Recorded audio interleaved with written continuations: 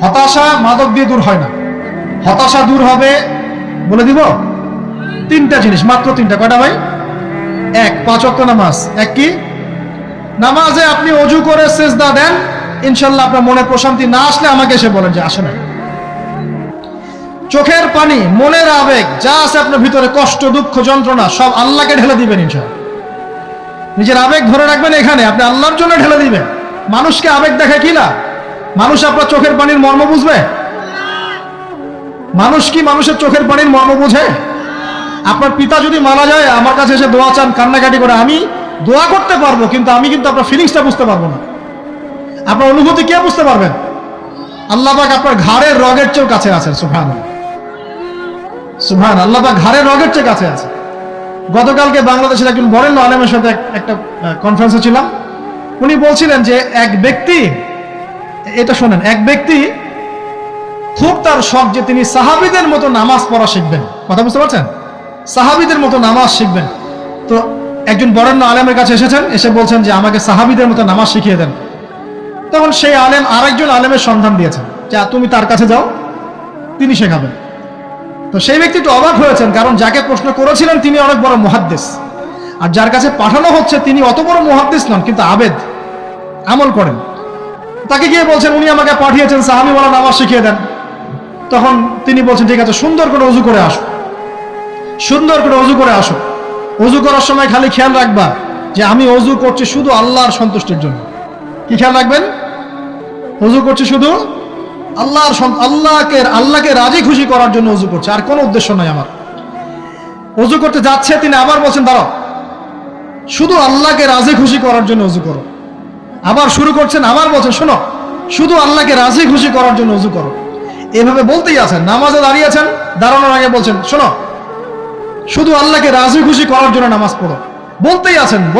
এক পর্যায়ে সে ব্যক্তি নামাজ শুরু করলো, নামাজে মনোযোগ এদিক ওদিকে যায়, আর তার মাথায় এটা আসে, এই শুধু আল্লাহকে রাজি খুশি করার জন্য আমাকে নামাজ পড়তে হবে, শুধু আল্লাহকে রাজি খুশি করার জন্য নামাজ পড়তে হবে। এই চিন্তা তার মনের মধ্যে ঘুরপাক খাচ্ছে। এভাবে নামাজটা সে শেষ করেছে। শেষ করে চিন্তা করছে যে নামাজ তো পুরোপুরি মনোযোগ দিতে পারলাম না। বারবার মাথার মধ্যে এরকম চিন্তা আসছে, আল্লাহ আমাকে তো মাফ করে দাও, নামাজটা আমার মনে হলো না ঠিক মতো। তখন সে ফিরে এসে তার সে ওস্তাদকে বলছেন, আমার তো নামাজ এরকম করে পড়লাম, কিন্তু শেষমেশ মনে হলো যে নামাজটা হয়তো কবুল হয় নাই, আল্লাহর কাছে খুব মাফ চাইলাম, আল্লাহ আমাকে মাফ করে দাও, নামাজটা মনে হলো না। তখন সেই যে প্রথম ব্যক্তি যিনি পাঠিয়েছেন তিনি বলছেন এটাই হলো সাহাবীওয়ালা নামাজ। তারা আল্লাহকে রাজি খুশি করার জন্য নামাজ পড়তেন, নামাজ শেষ করে আল্লাহর কাছে ইস্তেগফার করতেন, আল্লাহ কিছুই হলো না, কিছুই হলো না। আমার কথা কি বুঝতে পারছেন? অতএব আল্লাহকে রাজি খুশি করার জন্য আপনি আপনার আবেগ, আপনার ইবাদত সব ঢেলে দিবেন ইনশাআল্লাহ। অন্য কারো কাছে কিছু পাওয়ার আশা করবো। আমাকে আল্লাহ পাঠিয়েছেন দুনিয়াতে নামাজ পড়তে, রোজা রাখতে, দিনের প্রচার করতে, দিনের জ্ঞান অর্জন করতে, এই তো। তা আমি একজন মেয়ের জন্য জীবন নষ্ট করে দিব কেন? আমি তাহলে আল্লাহর কাছে কি মুখ দেখাবো, আর নবীর কাছে কি মুখ দেখাবো? ওখানে গিয়ে বলবো আল্লাহ আমি আমার অমুক প্রেমিকার জন্য আশেক হয়ে একদম জীবন দিয়ে দিয়েছি, আত্মহত্যা করেছি। গেছে ভাই, যাইতে দেন। যে ব্যক্তি আপনার অবস্থানকে মূল্যায়ন করে নাই, সে আপনার যোগ্য ছিল না। এখন আপনি কি করবেন? নিজের অবস্থান উন্নত করেন, আপনার পিছনে লাইন ধরে ঘুরবে ইনশাআল্লাহ। এটাই বাস্তবতা। দুনিয়া খুব খারাপ জিনিস। মানুষ মানুষের অবস্থানকে মূল্যায়ন করে, মানুষের অবস্থানকে মূল্যায়ন করে, কিন্তু আল্লাহ রাব্বুল আলামিন আপনাকে সর্বাবস্থায় ভালোবাসেন। আলহামদুলিল্লাহ। এই যে আমরা এখন অনেক পাপ করছি না, আল্লাহ কি আমাদেরকে আযাব দিয়ে ধ্বংস করে দিয়েছেন? আল্লাহ পাক এখনো আমাদেরকে ভালোবাসেন, রহম করেন, আল্লাহ পাক অপেক্ষা করছেন কখন তওবা করবে, আমি তওবা কবুল করব। এই কখন আমার বান্দা খালি একবার বলে আস্তাগফিরুল্লাহ, আল্লাহ পাক সাথে সাথে মাফ করে দিবেন। আর সেই আল্লাহকে ভুলে আপনি কার পিছনে ছুটছেন? আমরা কিন্তু নিয়াত করতে পারি ভাই যে আমরা যারা ওয়াজ শুনলাম জীবনে কোনোদিন সিগারেটে হাত দিব না ইনশাআল্লাহ। রাজি আছি ভাই? অন্য বড় বড় জিনিস তো বহু দূরের কথা। আচ্ছা, অনেকে রাজি হয় নাই কেন? আপনারা কি অলরেডি আসক্ত? আমি অনেক ভাইকে দেখেছি মাশাআল্লাহ ইফতার খুলেই একদম ব্যঞ্জন টানা শুরু করে। হ্যাঁ, এটা যে হারাম আপনাদের কেউ ওয়াজ করে শোনায় নাই? এটাকে কি মনে করেন আপনারা, হারাম না হালাল? কেউ বলেছে মাকরু, নাকি মাকরু ফতোয়া দিয়েছেন? মাকরু শব্দের অর্থ জানেন আপনি? মাকরু শব্দের অর্থ কি শোনেন। সূরা বনী ইসরাঈল খুলবেন। কোন সূরা? সূরা বনী ইসরাঈল আল্লাহ পাক বলছেন, আমি বনু ইসরাঈলকে এই কাজগুলো করতে নিষেধ করেছিলাম। কোন কোন কাজ? জেনা করো না, জেনার ধার কাছে যেও না, এতিমের মাল আত্মসাৎ করো না, শিরিক করো না ইত্যাদি। যারা আলেম আছেন তারা আমার কথা বুঝবেন। এই কাজগুলোর পরে আল্লাহ পাক বলছেন যে এই প্রত্যেকটা কাজ আল্লাহর কাছে মাকরুহ, অপছন্দের। কিসের? অপছন্দ। আর এটাকে আপনি সহজ মনে করছেন?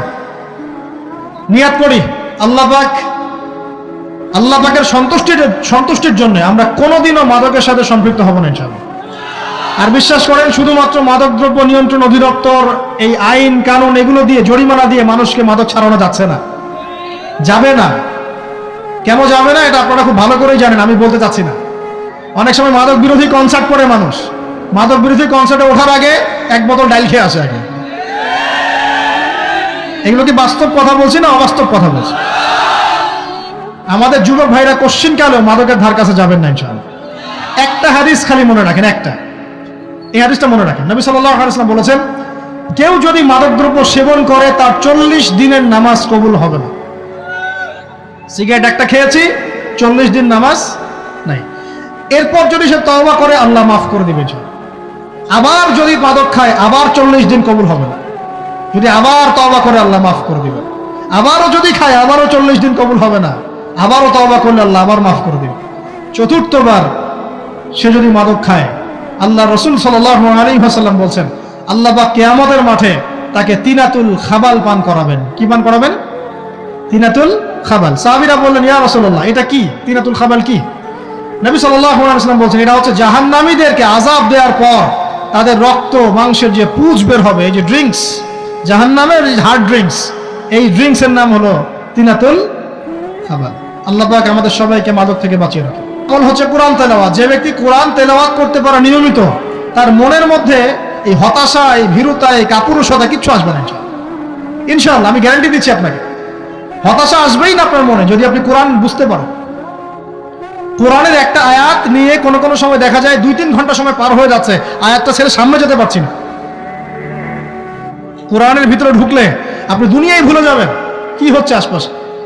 আমি এমন অনেক আলেমকে দেখেছি যে একটা বই, পাতলা একটা বই, আরবি বই নিয়ে পড়া শুরু করেছেন, যে ফজরের পরে জোহরের ওয়াক্ত হয়ে যাচ্ছে, বইটাই শেষ করতে পারেননি।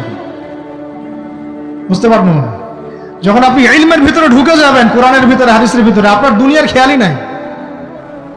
একজন আলেম, তিনি এক রাত্রে একটা বই লিখেছিলেন, চটি বই, এক রাত্রের মধ্যে।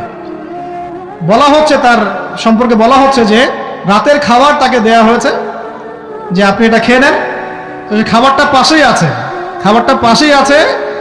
খাবারটা খাবো, এটা লিখে খাবারটা খাবো, এরকম তার চিন্তা ছিল। ফজর হয়ে গেছে, বই লেখাও শেষ, খাবার এই অবস্থায় পড়ে আছে, ডুবে গেছেন ভিতরে, খাওয়ার মাথায় তার খেয়াল নাই। এরকম হয়। একজন মনীষী, বিখ্যাত মনীষী, রিয়াদুস সালেহীন কিতাবের রাইটার, সংকলক আল্লামা নববী রাহিমাহুল্লাহ, এরকম সারা রাত চলে গেছে, পাশে 2টা খেজুর, ওই 2টা খেজুর খাওয়ারই সময় পাবে। হাদিস নিয়ে গবেষণা করতে রাত পার হয়ে গেছে। আমি বলতে চাচ্ছি, যখন ইলমের ভিতরে, কোরআন হাদিসের ভিতরে ঢুকে যাবেন, আপনার দুনিয়ার খেয়াল আপনার চলে যাবে ইনশাআল্লাহ। এই টেনশন, হতাশা, এই সেই বাদ, তখনই আল্লাহ পাক আপনাকে তার পক্ষ থেকে রহমত দিবেন, বরকত দিবেন। আল্লাহ আপনার দুনিয়ার কাজগুলো করে দিবেন ইনশাআল্লাহ। তখন কেউ আপনার দুনিয়ার ওই কাজটা করে দিয়েছে, কেউ ওই কাজটা করে দিয়েছে, কেউ বাসায় খাবার পাঠিয়ে দিয়েছে, আল্লাহ পাকই এগুলো করাই দিবেন ইনশাআল্লাহ। তো প্রিয় ভাইরা, মাদকে যাবো না আল্লাহর কাছে আসবো? 2 নাম্বার কোরআন তেলাওয়াত, 3 নাম্বার আল্লাহর জিকির। 3 নাম্বার কি ভাই? আল্লাহর জিকির। চলতে ফিরতে সব সময় মুখ চলতে থাকবে, মুখ না চললেও মনে মনে মন তাজা থাকবে, মনে মনে জিকির হতে থাকবে। মনে মনে জিকির করতে পারেন? মুখ নড়বে না, কিন্তু মনে মনে আপনার একটা জিকির হতে থাকবে। সুবহানাল্লাহ ওয়া আলহামদুলিল্লাহ, লা ইলাহা ইল্লাল্লাহ, আল্লাহু আকবার। পারা যাবে? পারে। মানুষের মন কখনো চুপ করে থাকে না, কিন্তু মানুষের মন অলওয়েজ কিছু না কিছু চিন্তা করতে থাকে না, যতক্ষণ না ঘুমায় মানুষ। তো প্রিয় ভাইরা, বেশি বেশি জিকির করব, সুবহানাল্লাহ, আলহামদুলিল্লাহ, লা ইলাহা ইল্লাল্লাহ, আল্লাহু আকবার, লা হাওলা ওয়ালা কুওয়াতা ইল্লা বিল্লাহ, এগুলো চলতে থাকবে। আল্লাহ পাক তৌফিক দান করুন, আমিন। আমরা আমাদের সমাজে যুবকদেরকে এরকম টিকটকে দেখছি, অনলাইনে আসক্ত দেখছি, জেনায় আসক্ত দেখছি, পর্নোগ্রাফিতে আসক্ত দেখছি। আমরা দেখছি আমাদের যুব সমাজকে মাদকে আসক্ত, কিশোর গ্যাংয়ে আসক্ত। এইগুলো কি আমাদের কাম্য ছিল ভাই? আমাদের কাম্য ছিল? এই অবস্থায় কি যুব সমাজ আল্লাহ পাকের দ্বীনের পতাকা হাতে নিয়ে আল্লাহর জমিনে দিন কায়েম করতে পারবে কিনা একটু আমাকে উত্তর দেন দেখি। এখন এই অবস্থায় পারবে? অতএব অবস্থার উন্নতি করতে হবে কিনা? উন্নতির জন্য রাজি আছে কিনা ইনশাআল্লাহ? আমরা চাই কি আল্লাহ পাকের দিনটা আল্লাহর জমিনে প্রতিষ্ঠা লাভ করুক, আল্লাহর দিন সবার ঘরে ঘরে পৌঁছে যাক, আল্লাহ পাকের দিনের যে সৌন্দর্য সবাই সেটাই, এই সৌরভটা সবাই পাক। আমরা চাই কিনা? সমাজে শান্তি প্রতিষ্ঠা হোক, আবার সেই রাসূলের মতো যুগ চলে আসুক, আমরা চাই কিনা? অতএব আমাদের সবাইকে যৌবনের এই প্রলোভনগুলো থেকে বেরিয়ে এসে আল্লাহ পাকের ইবাদতে আত্মনিয়োগ করতে হবে। আল্লাহ পাক আমাদের সবাইকে তৌফিক দান করুন, বলি আমিন। আমাদের সবাইকে আল্লাহ রাব্বুল আলামিন কুরআন এবং হাদিসের গভীর জ্ঞান অর্জন করার তৌফিক দান করুন, বেশি থেকে বেশি ইবাদত করার তৌফিক দান করুন। আল্লাহ পাক সবাইকে হারাম সমস্ত রিজিক থেকে বাঁচিয়ে রাখুন, জেনা, ব্যভিচার এবং নারীর ফিতনা, মাদক থেকে আল্লাহ বাঁচিয়ে রাখুন। আল্লাহ পাক আমাদের সবাইকে হালাল রিজিক, হালাল সম্পর্ক যথেষ্ট করে দিন। আল্লাহ পাক আমাদের সবাইকে যেন দিনের দাওয়াতের মেহনত করার তৌফিক দান করেন এবং আলেম ওলামার সাথে পরামর্শ করে দিন শেখার এবং বোঝার তৌফিক দান করেন। যুবতী দিনী বোনদের জন্য, এখানে বোনরা আছেন না? আছেন কি না? দিনী বোনরা আছেন? একটা নসিহত দিনী বোনদের জন্য আমি একটা নসিহত করতে চাচ্ছি, একটা নসিহত। আমার এই একটা নসিহত একটু মন দিয়ে শুনুন প্রিয় দিনী বোন। রাসূলুল্লাহ সাল্লাল্লাহু আলাইহি ওয়াসাল্লাম আমাদের দিনী বোনদের জন্য জান্নাতে যাওয়ার একটা ফর্মুলা বলে দিয়েছেন। আমি কি বলবো সেটা? আচ্ছা, রাসূলুল্লাহ সাল্লাল্লাহু আলাইহি ওয়াসাল্লাম বলেছেন আমাদের দিনী বোনেরা, আমাদের মায়েরা, এই নারী জাতি মাত্র 4টা কাজ করলে জান্নাতের যে কোনো দরজা দিয়ে ইচ্ছা প্রবেশ করতে পারবে ইনশাআল্লাহ। খুশি হন নাই? কয়টা কাজ? মাত্র 4টা। এক, যদি আমাদের দিনী বোনেরা 5 ওয়াক্ত নামাজটা ওয়াক্ত মতো পড়ে, আল্লাহ পাক তৌফিক দান করুন, বলি আমিন। 2 নাম্বার, যদি তারা রমাদান মাসের রোজাটাকে ঠিক মতো আদায় করতে পারে।